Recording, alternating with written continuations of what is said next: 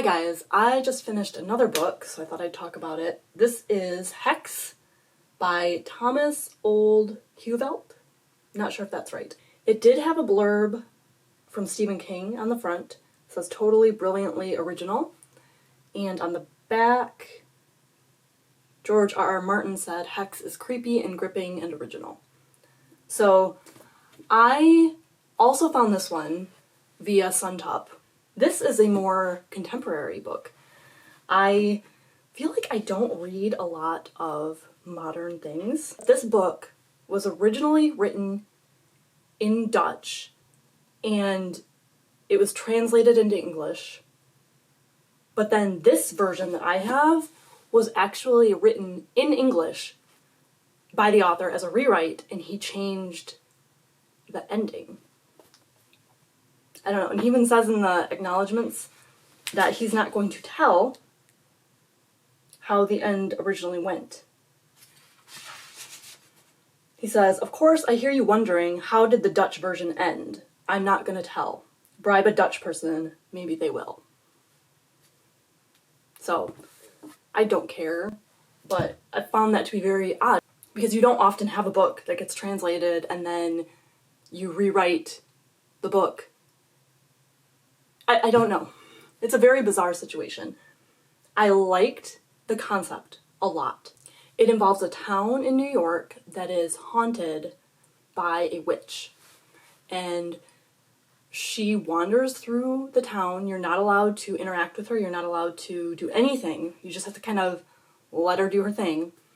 And she has sewn up eyes, a sewn up mouth, and she just floats around, hangs around, and then disappears at random and shows up somewhere else.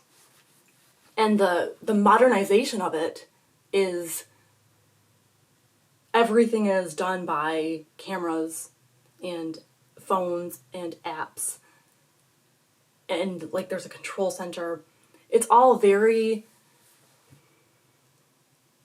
technological, and I think I would like it better if it didn't have the technology aspect, but that does kind of play into the story, so I can see why it's important to have it. So if you see the witch, like if she comes into your house, you are supposed to report it.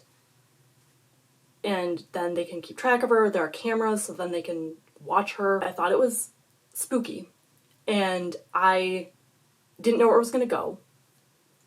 There are a group of boys, and they are kind of going to do this thing where they expose the ghost and kind of tell everyone the truth. So it's kind of a documentary that they have to do in secret, and the whole problem with this witch is once you're in the town, it claims you.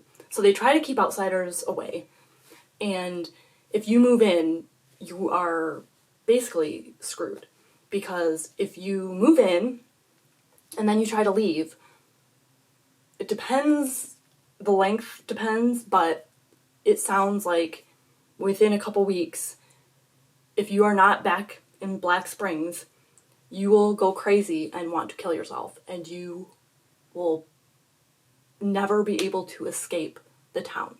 You have to go back for those feelings to go away. So, interesting premise. Very good.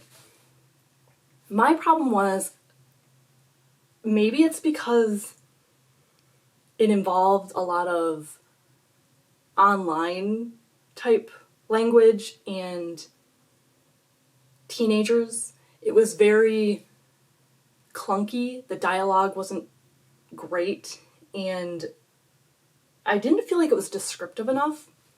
So it's just not my style. We're following a family, mom, dad, 2 kids, 2 boys, and it all of a sudden to me started feeling very influenced by Pet Sematary. And it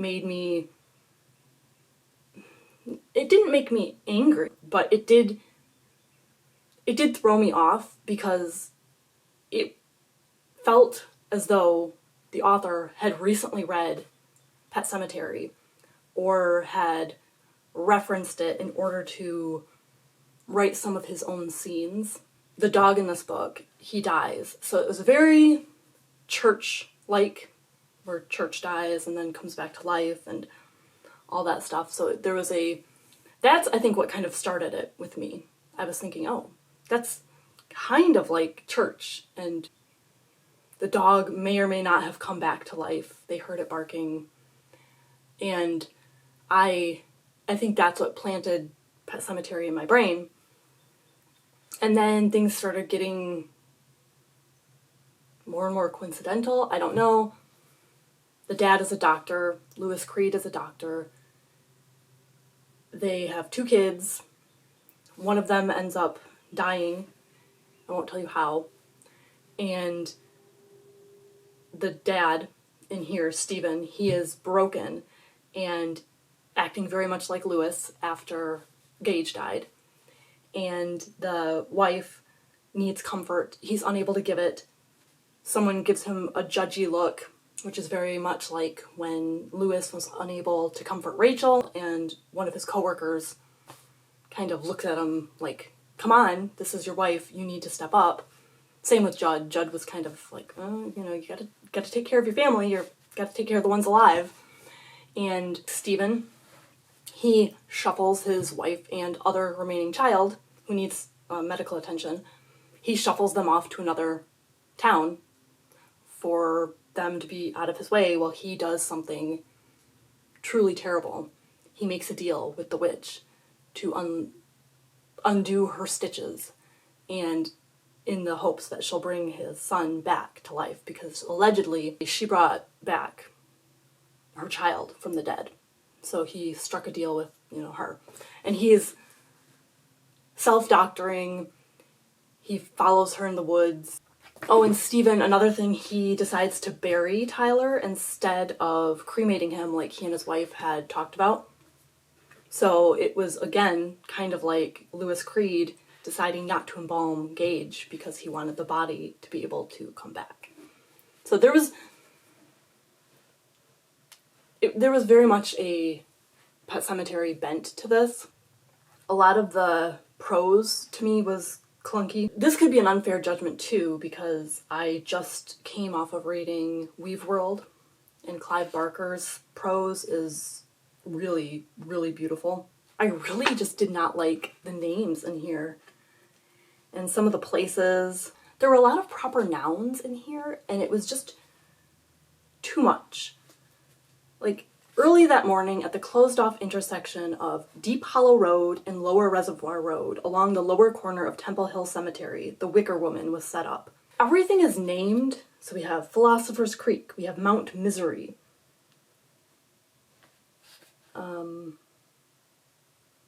Fort Montgomery, Highland Falls, Bear Mountain Bridge, Peekskill. There's too much in the way of excess information that really should be edited out.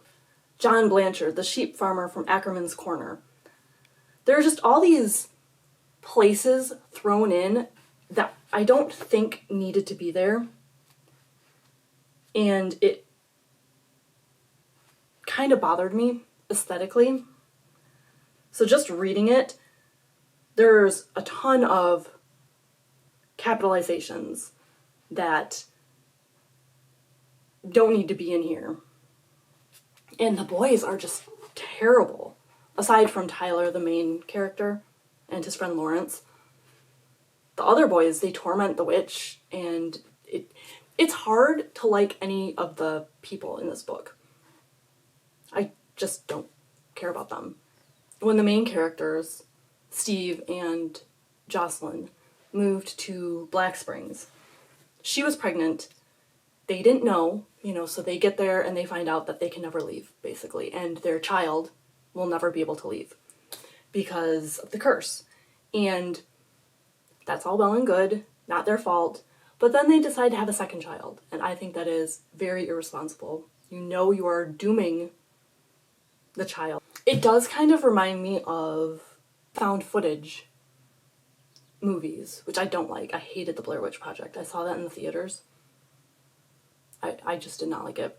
I thought it was dumb. I just can't relate to teenagers anymore, I guess. It's all very foreign.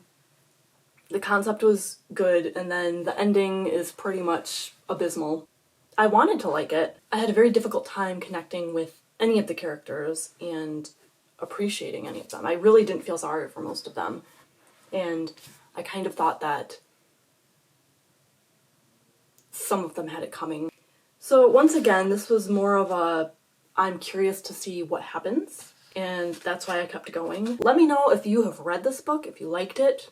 Have you read the original version in Dutch? Have you read the translated version, or have you read this more 2.0, I think he called it? I actually think I might prefer the old original version of this with the Dutch setting. And unfortunately, I don't like it enough to read it.